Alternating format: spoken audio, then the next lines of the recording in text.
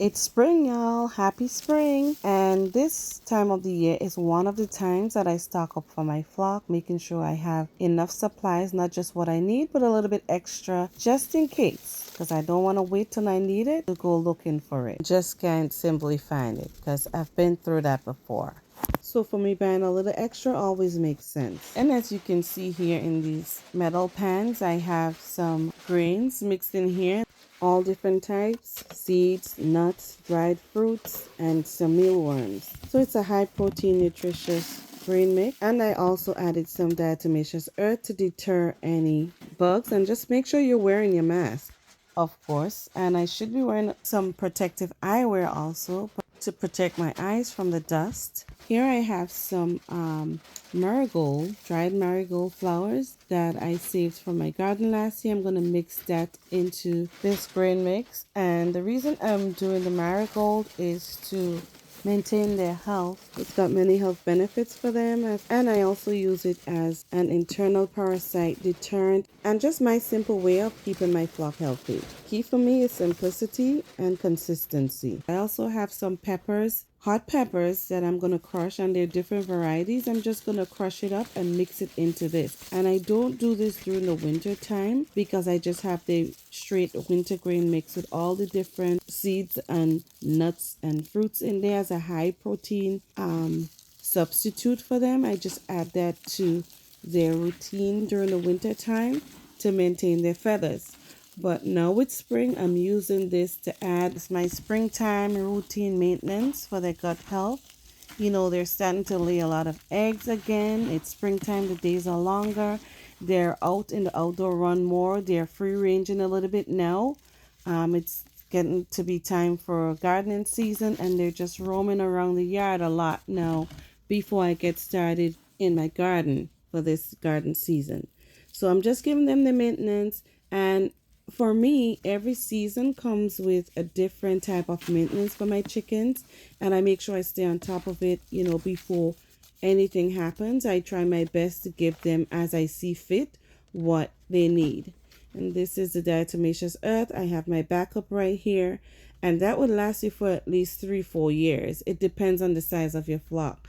My flock has been smaller, and so I don't need as much as I used to. I do also have some oyster shells in there, and this is going to help them with a healthier eggshell.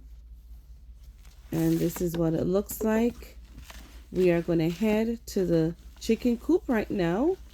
Mix this in really good. They're not going to get all of this just today only, but I'm going to go do some cleaning and some maintenance in the chicken run and chicken coop. And so this is just going to be like a little distraction for them so that I'm able to get along with my work in there. Look at them already. They know I'm coming through with the treats. Yep. They are ready for some treats, y'all. They just know whether I have a treat or not. Once I'm heading in there and they can hear me, yep, they're coming out looking.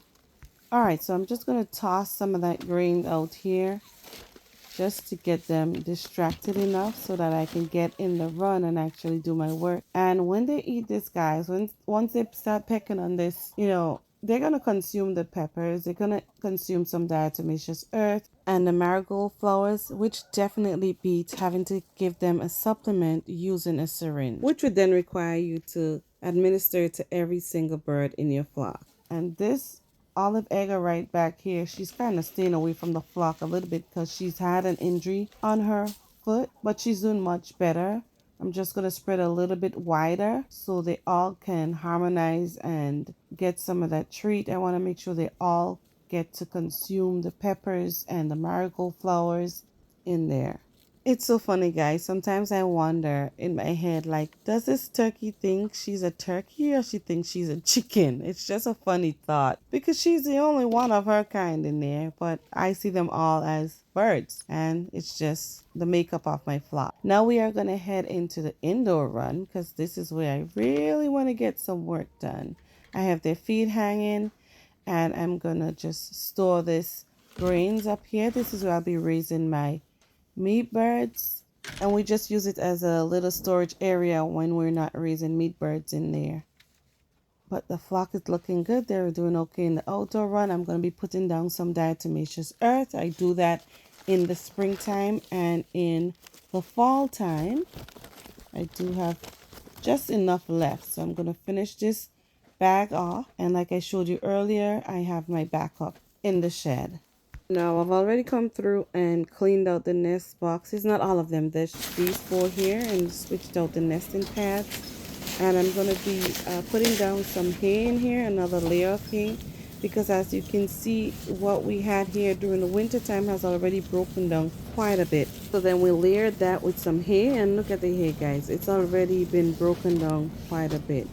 So as you can see, this is really dirt. Everything breaks down into dirt, and it gets high as we dump layers on there. And so eventually we would have to literally move all this material here out. Then we compost all of this material here and use it as a way to build our soil. Even this right here from the nesting pads, we just throw it here, they tear it up, it breaks down because this is all natural material. So we're going to add some of this hay again here. I think I'm going to be putting like 2 bales of hay down. And we're going to pretty much cover the entire area of the indoor run with this hay. And this is going to be the last of it for this season. So I'm just going to dump it out in here.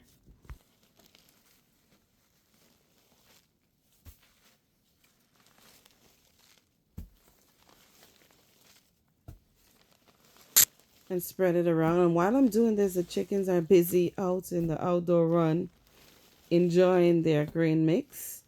Even though they have feed, they enjoy a treat occasionally. And that's what I actually want right now, because I do want them to get that marigold and hot peppers in so it can do its work. I know you heard me. Out. Thank you. Sit down. Dora, sit. Dora. Thank you. Be a good girl. All right, so back to work. If it's not the chickens, it's a dog. But as you can see here, I've managed thus far to put most of the hay down. We are actually going to be getting rid of this electric water pretty soon.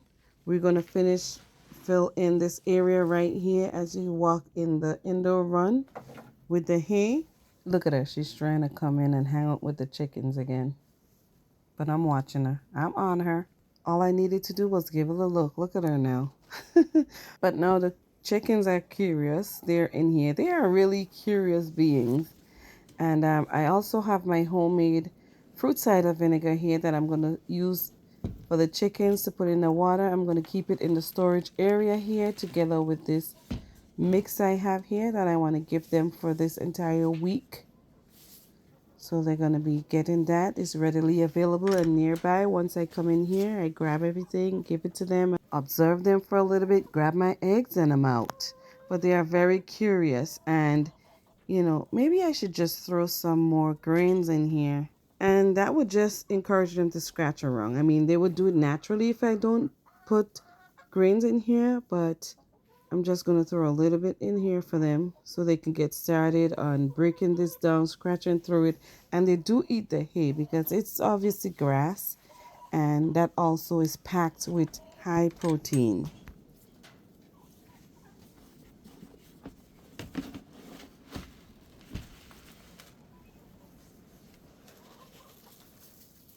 Just a little bit. And even though I have the hay on the entire floor area, they are going to find their way through that and they're going to dust bait. So I'm not worried about that. I don't provide them with a dust bathing area. They just go where they feel comfortable going.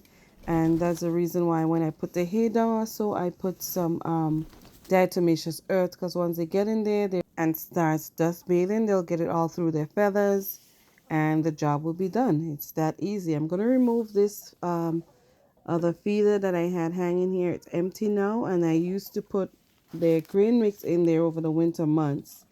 But that's all done. I'm going to get rid of that.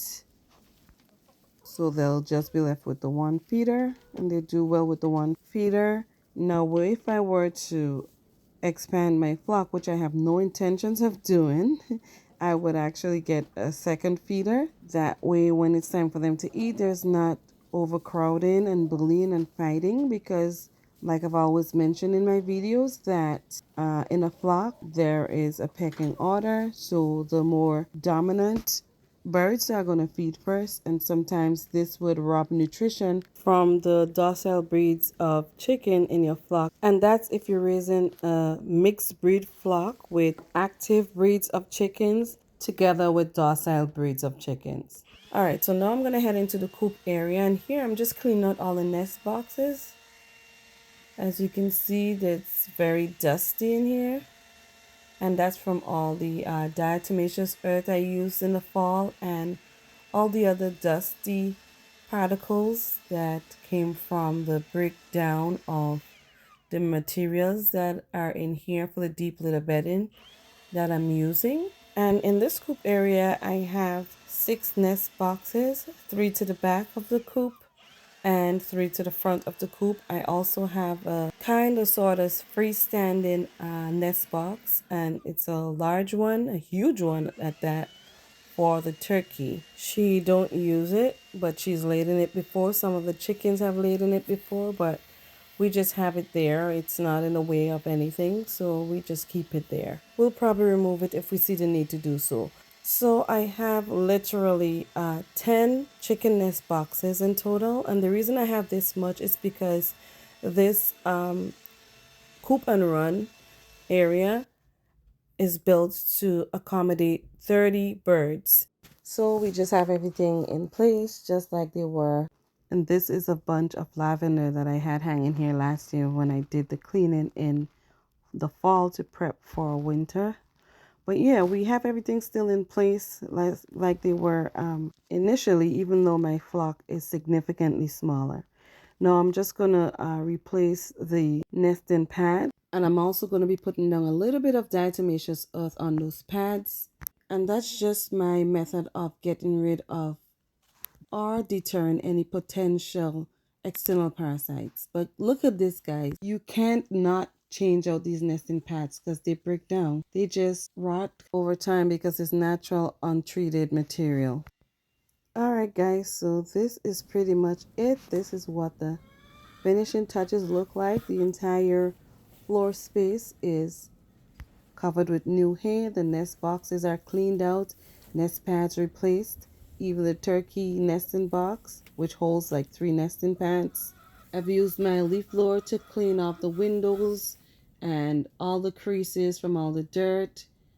There's a lot of dust that accumulates, and so I clean this out every spring and every fall, making sure that there's not an excessive amount of dust in here, because that will be unhealthy for the respiratory system of the chickens. But look at them in their new space, being curious, enjoying the environment in here.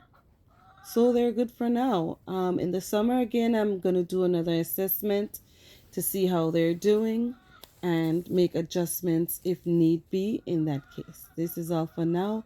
This is how I clean, I prepare, and I take care of my flock and maintain a safe, healthy, and thriving environment for them to exist in.